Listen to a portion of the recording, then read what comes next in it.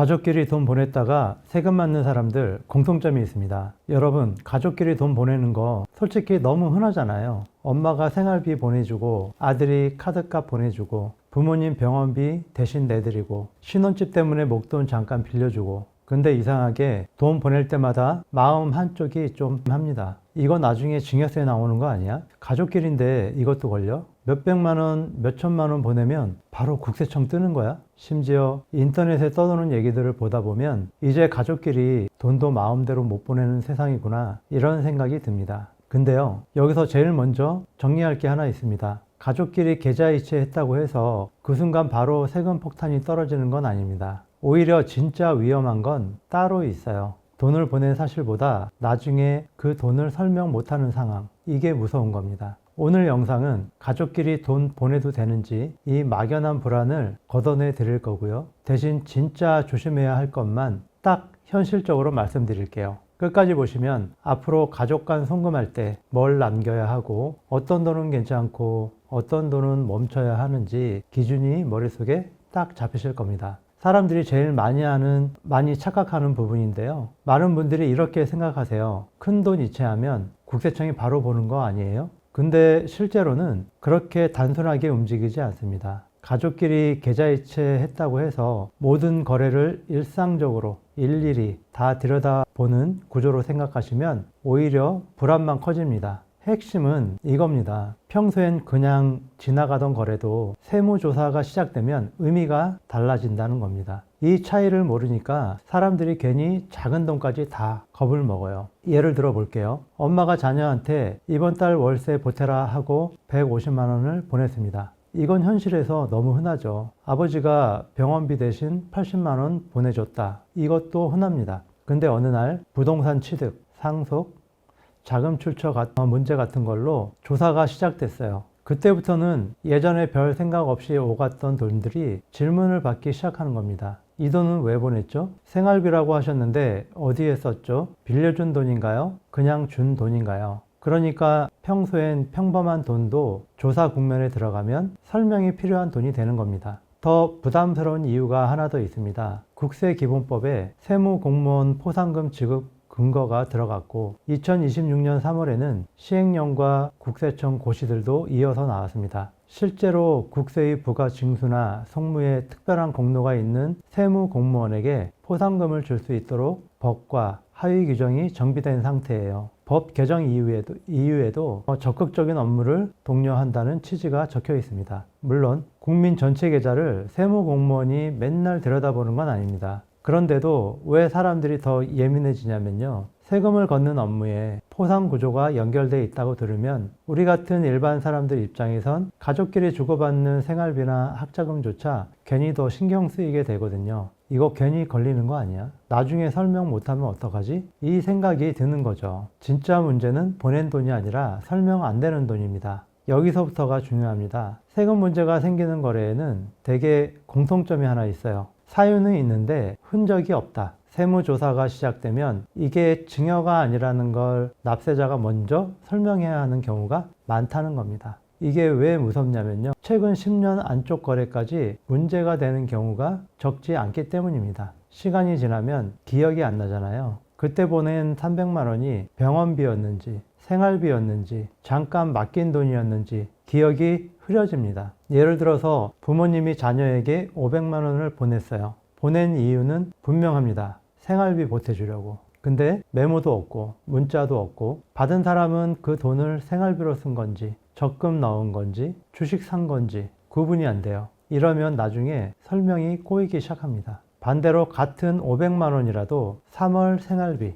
병원비 보탬, 전세대출 이자 보전, 이렇게 이체 메모가 남아있고 카톡으로 엄마 생활비 보냈어요, 잘 받았다, 이 정도 흔적만 있어도 이 돈에 맥락이 생깁니다. 별거 아닌 것 같죠. 근데 이런 작은 흔적이 나중에 엄청 큰 차이를 만듭니다. 반복해서 강조드리는 포인트는 바로 메모와 간단한 대화 기록입니다. 생활비는 괜찮다, 반은 맞고 반은 틀립니다. 가장 많이들 헷갈리는 게 이거예요. 생활비면 다 괜찮은 거 아니냐. 여기서 반전이 있습니다. 생활비는 이름이 아니라 실제 사용처가 중요합니다. 이 말이 무슨 뜻이냐면요. 부모가 자녀에게 생활비를 보냈어요. 그 돈으로 월세 내고 밥 먹고 병원 가고 학원비 내고 진짜 생활에 썼다. 그러면 훨씬 설명이 쉬워집니다. 근데 같은 돈을 받아놓고 남겨서 예금 만들고 주식 넣고 코인 사고 부동산 계약금에 보탰다. 그 순간부터는 이거 생활비 맞아? 라는 질문이 따라붙을 수 있어요. 이게 포인트입니다. 생활비는 생활을 위해 쓰였을 때 의미가 있는 거지 재산을 만드는 돈으로 바뀌면 얘기가 달라질 수 있습니다. 그러니까 부모님이 자녀를 돕는다고 할 때도 그 돈이 어디로 흘러가는지 적어도 큰 금액은 감각이 있어야 합니다.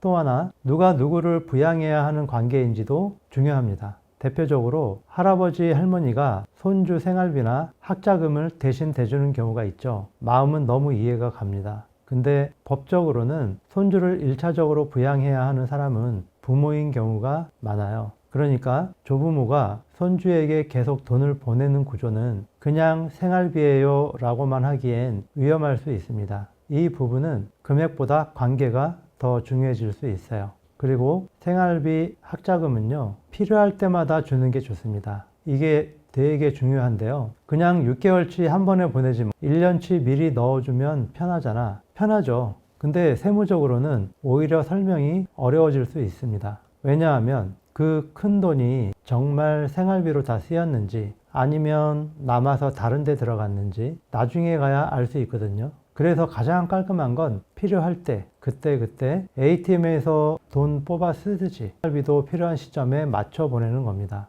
여기까지를 딱 정리하면 가족 간 계좌 이체, 현금 거래에서 먼저 기억할 건 4가지예요. 첫째, 보낼 때 메모 남기기. 둘째, 문자나 카톡으로 흔적 남기기. 셋째, 생활비는 진짜 생활비로 쓰기. 넷째, 생활비는 한꺼번에 말고 필요할 때마다 주기입니다. 사람들이 안심하다가 걸리는 대표 사례가 있는데요. 이제 진짜 많이 벌어지는 장면들로 가볼게요. 첫 번째 사례입니다. 생활비라고 보내긴 했는데 모아뒀어요. 부모가 매달 300만 원씩 보내줬는데요. 자녀는 월급도 있었고요. 그래서 받은 돈 일부를 계속 남겨놨다가 나중에 자기 명의의 자산을 만드는 데 썼다. 이 경우 겉으로는 생활비 같아도 결과적으로는 자산 형성에 쓰인 돈으로 보일 수 있습니다. 두 번째 사례는요. 한 번에 크게 보내면 편하잖아요. 매달 보내기 귀찮으니까 1년치 생활비를 한 번에 보내자. 이거 많이 하시죠. 근데 이런 방식은 나중에 보면 그 돈이 진짜 생활비로 순차적으로 쓰였는지 아니면 그냥 쌓였다가 다른 데로 갔는지 설명하기가 오히려 더 어려워질 수 있습니다. 그래서 생활비 성격의 돈일수록 필요할 때 나눠서 보내는 방식을 더 안전한 습관으로 잡고 있습니다. 세 번째 사례는 빌려준 건데요 라는 거예요. 이런 말 정말 많이 나옵니다. 근데 문제는 그걸 말로만 하면 안 된다는 거예요. 세무적으로는 빌려줬다는 마음보다 빌려줬다는 증거가 중요합니다. 그래서 목돈은 반드시 차용증 얘기가 나오는 거예요. 다섯 번째 사례는 목돈은 분위기가 달라집니다 입니다. 작은 생활비, 병원비, 교육비 같은 돈과 결혼자금, 집 계약금, 사업자금 같은 돈은 완전히 다르게 봐야 합니다. 왜냐하면 목돈은 그 자체로 질문을 부르기 때문이에요. 왜 이 돈이 갔죠? 준 건가요? 빌려준 건가요? 상한 계획은 있나요? 이때 가족끼리인데 뭘 그렇게까지 해요? 이 생각이 제일 위험합니다. 오히려 가족끼리라서 말로 퉁치고 넘어가다가 나중에 기억도 안 나고 증빙도 안 남거든요. 그래서 큰돈은 감정으로 처리하면 안 되고 기록으로 남겨야 합니다. 여섯 번째 사례는요. 차용증은 귀찮은 종이가 아니라 방어막입니다. 차용증 얘기가 나오면 많은 분들이 표정이 확 굳어지세요. 가족끼리 그걸 꼭 써야 돼? 서운해하지 않을까? 너무 각박한 거 아니야? 근데 저는 오히려 이렇게 말씀드리고 싶어요. 차용증은 가족 사이를 차갑게 만드는 문서가 아니라 나중에 가족끼리 싸우지 않게 만드는 문서입니다. 왜냐하면 시간이 지나면 사람 기억은 다 달라지거든요. 빌려준 사람은 분명히 빌려준 거라고 하고 받은 사람은 도와준다고 한 거 아니었어? 라고 합니다. 거기에 세무 문제까지 붙으면 감정이랑 돈이 한 번에 엉켜버려요. 차용증은 바로 그걸 막는 장치입니다. 그리고 중요한 건 엄청 거창할 필요도 없습니다. 누가 누구에게 얼마를 언제까지 어떤 방식으로 갚기로 했는지 이 정도 핵심이 드러나게 남겨두는 게 중요합니다. 다시 말씀드리지만 차용증은 증여가 아니라 대여라는 사실을 외부에 드러내는 수단으로 설명됩니다. 그리고 실무적으로 하나 더 말씀드리면 원금이 약 2억 1,700만 원 이하라면 법정 이자율 4.6%를 기준으로 계산했을 때 연이자 1천만 원을 넘지 않는 수준이라서 원금 상환 중심으로 설계하는 방식을 추천드립니다. 이자를 받게 되면 이자 소득세에 대한 부담도 있기 때문입니다. 7번째 사례는 부부 사이도 무조건 안심할 건 아닙니다. 이 부분도 많이들 놓치는데요. 부부는 생활 공동체 성격이 강해서 일상적인 자금 이동 자체를 지나치게 겁먹을 필요는 없는 경우가 많습니다. 근데 여기에도 선이 있어요. 예를 들어서 남편이 번 돈을 아내 통장으로 보내고 그걸 생활비로 쓰는 건 자연스러운 흐름으로 볼 수 있겠죠. 문제는 그 돈이 생활비로 쓰인 게 아니라 한쪽 명의의 자산 형성으로 이어질 때예요.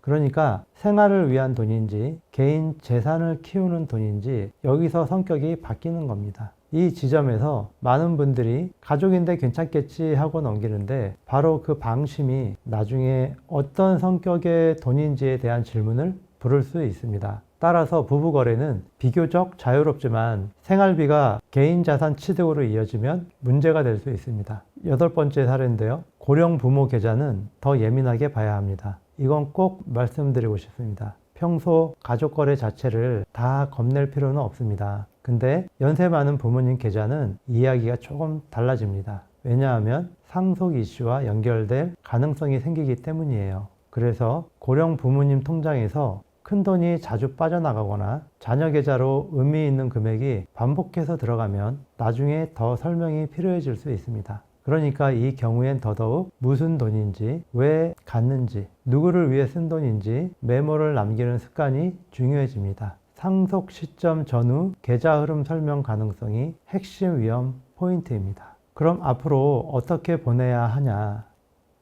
좋습니다. 이제 복잡한 얘기 말고 실전 기준으로 딱 정리해 드릴게요. 앞으로 가족끼리 돈 보낼 때는 이 4가지만 기억하시면 됩니다. 첫째, 작은 일상 거래는 과하게 겁먹지 마세요. 월세 보탬, 병원비, 학원비, 생활비 이런 현실적인 지원까지 전부 공포로 볼 필요는 없습니다. 둘째, 큰 금액은 이유를 남기세요. 메모 한 줄이면 됩니다. 생활비, 병원비, 전세 대출 이자 보전, 부모님 간병비 이 한 줄이 나중에 엄청 크게 작용을 합니다. 셋째, 생활비는 생활에 써야 합니다. 남겨서 자산을 만들면 성격이 바뀔 수 있다는 감각은 꼭 가지셔야 합니다. 넷째, 목돈은 차용증으로 선을 그으세요. 그냥 우리끼리 아는 거지 이 방식이 제일 위험합니다. 특히 결혼자금, 집자금, 사업자금은 처음부터 정리해 두는 게 좋습니다. 자, 정리해 보겠습니다. 가족끼리 돈 보냈다고 무조건 세금 폭탄이 떨어지는 건 아닙니다. 진짜 위험한 건 가족이라서 대충 넘긴 거래예요. 왜 보냈는지 안 남기고 생활비라 해놓고 자산 만드는 데 쓰고 빌려준 돈인데 차용증도 없고 큰 돈이 오갔는데 나중에 다들 기억이 다른 상황.